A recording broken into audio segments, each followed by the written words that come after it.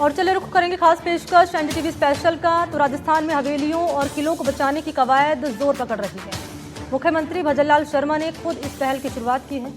प्रदेश में प्रवासी राजस्थानी दिवस मनाया जाएगा और जयपुर में बड़े स्तर पर इस कार्यक्रम का आयोजन किया जाएगा और इसके माध्यम से हवेली का मालिकाना हक रखने वालों के साथ सामंजस्य स्थापित होगा और फिर उनके जीर्णोद्धार की दिशा में काम किया जाएगा।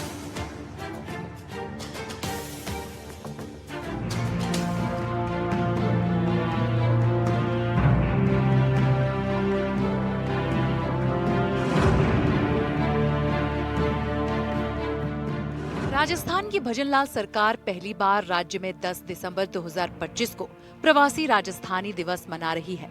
ये प्रदेश में पहला प्रवासी राजस्थान दिवस होगा जो जयपुर में बड़े स्तर पर आयोजित किया जाएगा। इसका मुख्य उद्देश्य राज्य और उसके प्रवासियों के बीच संबंधों को मजबूत करना है।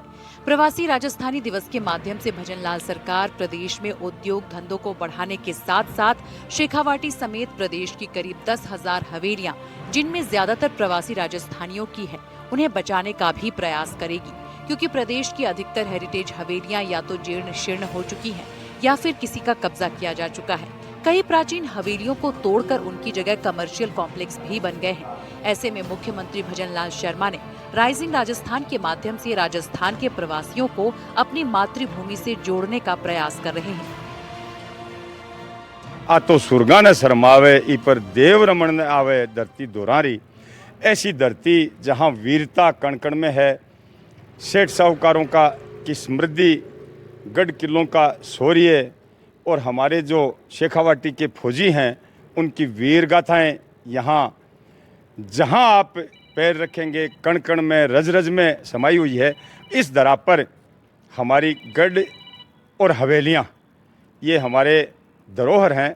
मैं धरोहर संरक्षण समिति का अध्यक्ष होने के नाते इनकी चिंता भी करता हूँ और मैं साधुवाद देता हूँ राजस्थान सरकार के माननीय मुख्यमंत्री जी को कि उन्होंने 10 दिसंबर को प्रवासी राजस्थानी दिवस मनाने का फैसला किया है। और उसमें मेरा आग्रह रहेगा शासन से कि ये हमारी शेखावाटी की जितनी भी धरोहर हैं और इसमें विशेषतः ये हवेलियाँ जिनमें पेंटिंग्स हैं, ये देवताओं की है, हमारे यहाँ फड़ की है, बोपा बोपी की है, अन्य साधु संतों की है, मंदिरों में भी बहुत सारी है, रामायण है, हमारे ये रामलीला के चित्रण हैं, रंग कृष्ण जी के वो भी हैं। और ये आप इधर देखें, इसको ब्लू हाउस कहते हैं, सारी पेंटिंग्स ब्लू कलर की हैं ये। लेकिन अब मैं आपको ये भी दिखाना चाहूँगा इधर, अब ये इनकी स्थिति ये हो गई, शासन अगर कदम उठाए तो इनकी समृद्धि वापस लौट सकती है। मुख्यमंत्री शर्मा ने साथ ही प्रवासी राजस्थानियों के लिए राज्य में एक विशेष विभाग बनाने की भी घोषणा की है।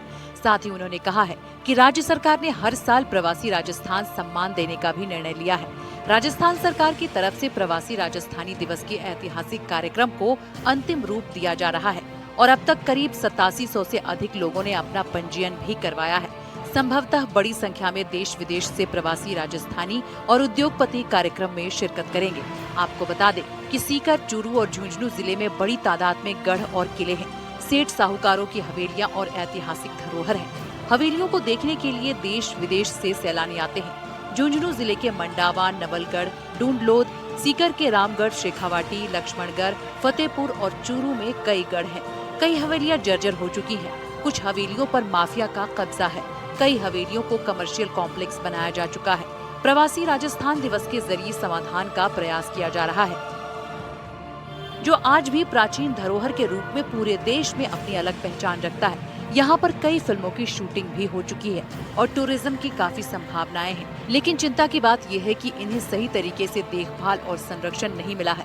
इसकी वजह से इनमें काफी संख्या में हवेलियां आज जीर्ण शीर्ण हालत में पहुंच गई हैं। शेखावाटी की कई प्राचीन हवेलियों को पिछले कई सालों से तोड़कर बड़े बड़े कॉम्प्लेक्स भी बनाए जा रहे हैं। ऐसे ऐतिहासिक धरोहर को बचाने के लिए कई स्थानीय संगठनों ने भी सरकार से कई बार गुहार लगाई है। प्रदेश में भाजपा सरकार बनने के बाद कई मंत्रियों ने मंडावा, रामगढ़, शेखावाटी, लक्ष्मणगढ़ का दौरा कर प्राचीन हवेलियों और ऐतिहासिक धरोहरों के खत्म होते हालातों पर चिंता व्यक्त करते हुए जल्द ही इन्हें संरक्षण देने के लिए सरकार की तरफ से कदम उठाने के प्रयास करने की बात कही।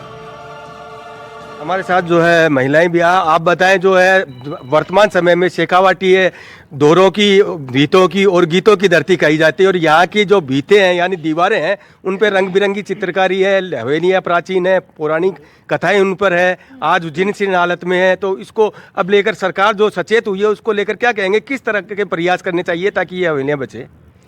देखो, ये जो हमारी सरकार है, सरकार ये पहल कर रही है कि रीस्टोरेशन प्राथमिकता के अनुसार जो पुरानी हवेलियां हैं उनको सूचीबद्ध करने का कार्य किया जा रहा है, जिससे जो हवेलियां जीर्ण शीर्ण अवस्था में हैं उनको पुनर्निर्माण उनका किया जाएगा और उनके जो मालिक हैं उनसे संपर्क किया जाएगा और संपर्क करने के बाद में अगर वो उसको हैंडओवर करते हैं तो उनको वहाँ पे कई रोज़गार के अवसर के बारे में उनको बताया जाएगा कि आप यहाँ कोई म्यूजियम बनाइए या यहाँ पे जो कलाकृतियाँ हैं, यहाँ पे जो चित्रकारी बनाई हुई है या यहाँ पे जो ये जो गोखे वोखे हेरिटेज होटल वगैरह, ऐसे आप सब रोज़गार के जो कार्य हैं वो कीजिए ताकि जो आम जनता है उसको भी फ़ायदा हो और लोगों को अधिक से अधिक रोज़गार का जो साधन है वो भी मिले।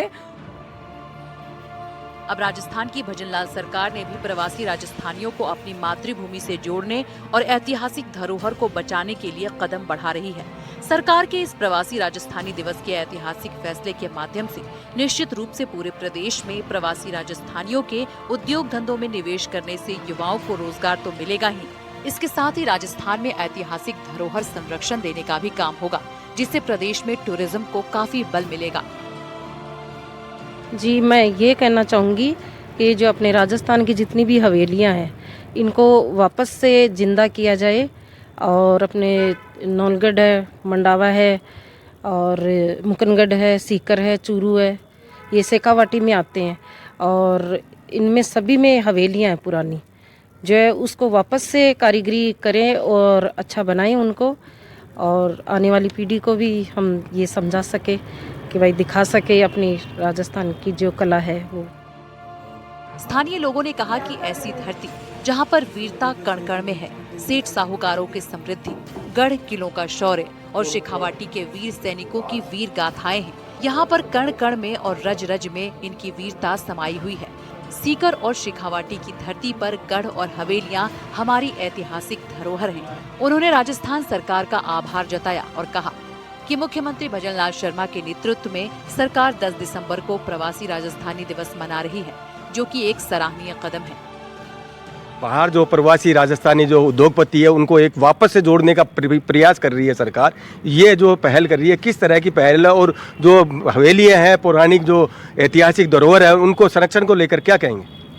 मुझे राजस्थान सरकार पर गर्व है कि ये सरकार इस प्रकार का ये जो अभियान चलाकर सभी जगहों को सूचीबद्ध कर रही है। इस प्रकार जो जीर्ण शीर्ण अवस्था में ये जो हमारी पैतृक पुरखों ने जो इतने अच्छे ढंग से इनको संजोया, इनको अब हमारी पीढ़ी हम देखने दे रहे हैं, हमारे आने वाली पीढ़ी के देखने के लिए हम इनको तोड़ फोड़ कर देंगे, इन्हें देखभाल नहीं करेंगे तो वो क्या देखेंगे।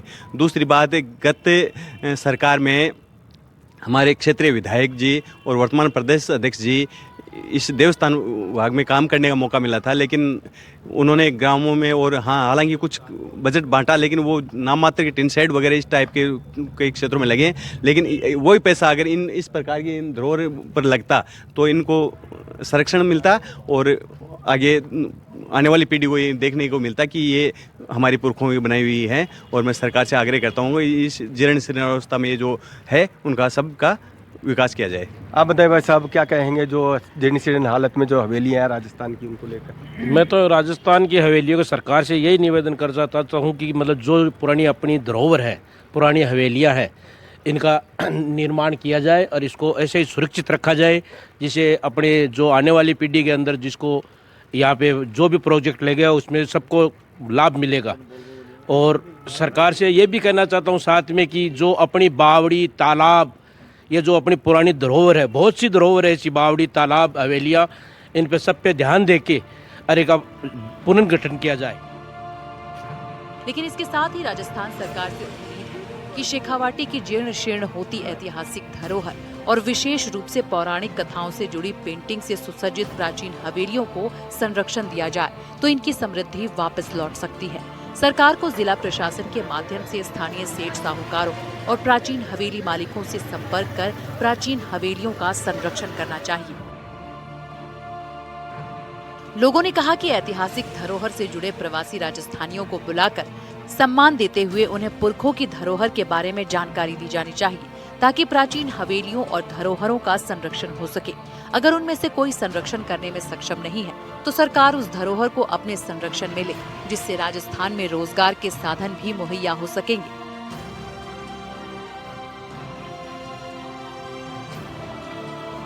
10 दिसंबर को प्रवासी राजस्थान दिवस मनाया जाएगा। वहीं जो है इसके अंदर जो आपको बता दें कि एक विशेष आयोग का गठन भी किया जाएगा, जिसमें जो है राजस्थान से बाहर रहने वाले जो प्रवासी है उनकी सुविधाओं